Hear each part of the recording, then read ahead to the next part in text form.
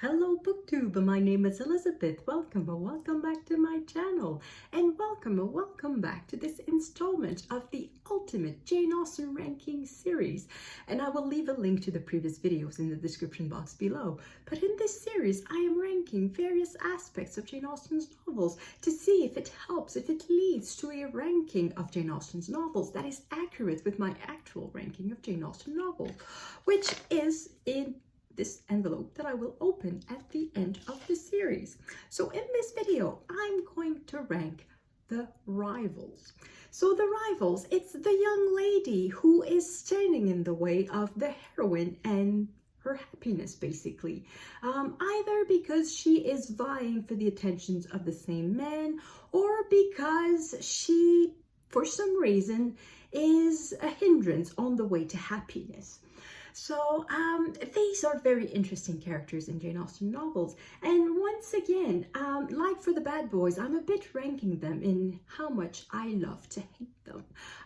Or perhaps a bit how much I admire their shrewdness and the efforts they're making to snatch the men they want. So that's a bit the ranking I'm doing. So at number 6, we have the Miss Musgroves of Persuasion.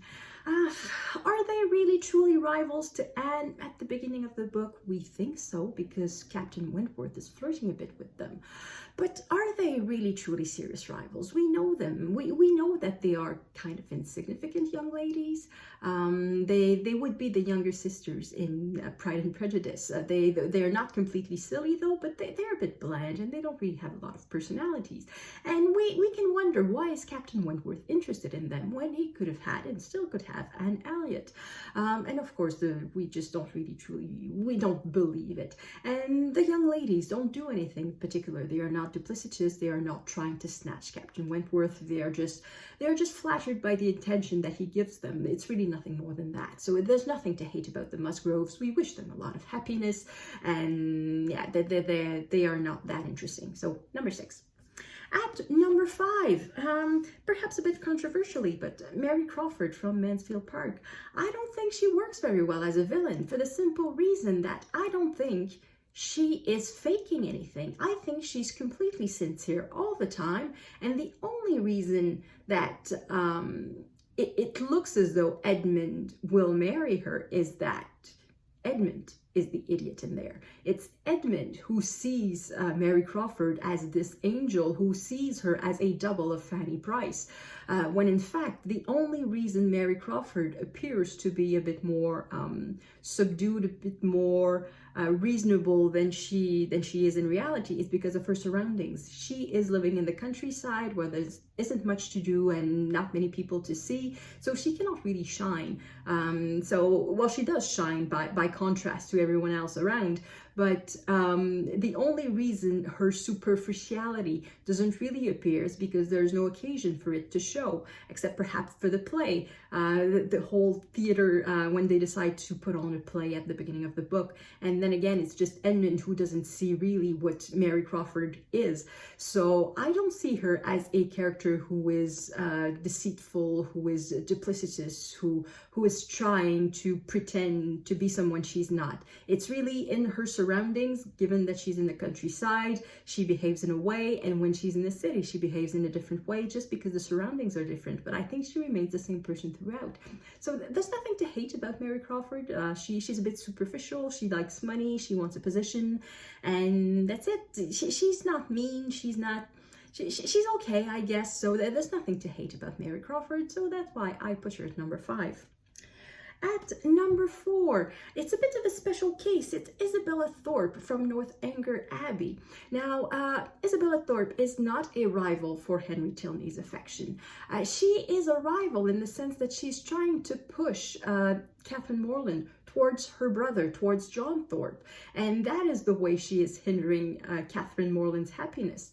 And also the fact that Catherine Morland is looking up to Isabella. She thinks that she's wonderful and she knows so many things about the world and how to behave in society because she has been out, because all of these things. She has been in the city, I think. And Catherine just looks up to her when in fact Isabella is really really a superficial character. She likes to flirt with everyone, and she loves the attention, and she's really an airhead. She's really not that smart, and she's not that great, and she's not that good a friend. That because we find that in the second part of the book, when Catherine Morland goes to Northanger Abbey, Isabella completely disappears. Basically, she does not even write. She's a terrible friend, and she's a terrible fiance, and she's not the friend you want to have. So in that sense, she's a bit of a rival, because she could have let Catherine down the very wrong path. But she's not a rival to Henry Tilney's affection. But anyway, Isabella Thorpe is potentially a very bad character, so I put her at number 4. At number 3, another special case. It is Jane Fairfax from Emma. Now, Jane Fairfax is nice. She's sweet, she's intelligent, she's kind, she's honest. She does have a secret, but beyond that, she's heroine character, much more than Emma. But she is a rival to Emma, because even though we barely see Jane Fairfax, she's there in just a few scenes. She's not a main character as others are in other books. She is a main character because she's always somewhere in the mind of Emma. Emma does not like Jane Fairfax. She spends time not liking her and bad-mouthing her in a way, just very privately, because Jane Fairfax is everything Emma is not. So in that sense, it makes her a very interesting rival. The rival who is in fact the good person, because we know that Emma is the real true bad character in this book. She is herself, in and of herself, bad boy and bad influence and rival, and she's everything in all of herself. So I think it's brilliantly done that a character that we see so little as Jane Fairfax has such an influence on the character of Emma, who is the main character. So I think that makes her a very interesting rival. At number 2. Now, that one perhaps should have been a number 1, given how successful she is. It's Lucy Steele from Sense and Sensibility. Of all these rivals, she is the only one who manages to get what she wants twice. So first, she's engaged to Edward Ferrars, and that happens before the book begins. And we don't know that. We learn it some way throughout the book. And then at the end of the book, when Edward loses his fortune, we are told that she manages to seduce the brother who will inherit, and she ends up marrying the brother who's going to be rich. So she is the shrewdest character in all of Jane Austen, I think. She is the one who manages to scratch and climb her way in society and into wealth. And I think she needs to be admired for that. I mean, I love to hate Lucy Steele. That little manipulating, duplicitous little... Yeah, I won't say the name that I'm thinking, but she is a terrible character. And the reason that I put her at number 2, despite all of her success, is that most of it happens outside the scene. As I said, the engagement to Edward Ferrars happened before the book began, and the engagement to Robert Ferrars happens, we are told of it after they are married, in fact. So it happens very late in the book, and we don't see the scenes directly, so it's indirect storytelling. We are told that this is what she did, but we did not really see her seduce Robert Ferrars, and that would have been just wonderful and super interesting. So that's the reason why she's at number 2. And at number 1, a character everybody loves to hate, Caroline Bingley from Pride and Prejudice. Now, of course, Caroline Bingley wants to have Mr. Darcy for herself. She does not like Elizabeth Bennet because she knows that Elizabeth Bennet is a rival. But I think that Caroline Bingley is just so funny. It's just so fun. She steals every scene that she's in.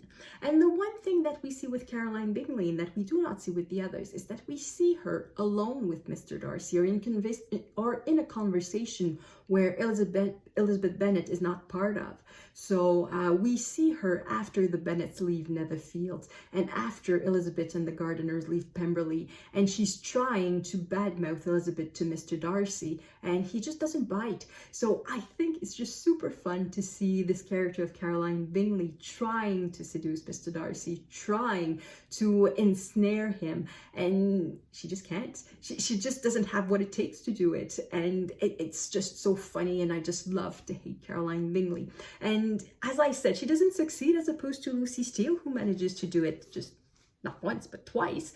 And the reason I put her above is because we see her on the page. We see her efforts and we see how vain they are. And it's just so much fun to hate Caroline Bingley. So that's why I put her at number 1. It's my favorite character that I don't like. Favorite character to hate. And that is the ranking for the rivals. I don't know if you can see that, but I changed my mind quite a bit between between Mansfield Park and Northanger Abbey, between 4 and 5. I started by putting Mansfield Park at 5, and then I decided, oh no, it's going to be 4, and then, oh no, okay, it's 5. And it turns out that I left it at 5, but yeah, so so that is the ranking at the moment for the rivals. Let me know in the comments what you think. Leave your ranking in the comments, and then I will add them up, and then I'll make a video at the end of the month. Just one more video to add to the series.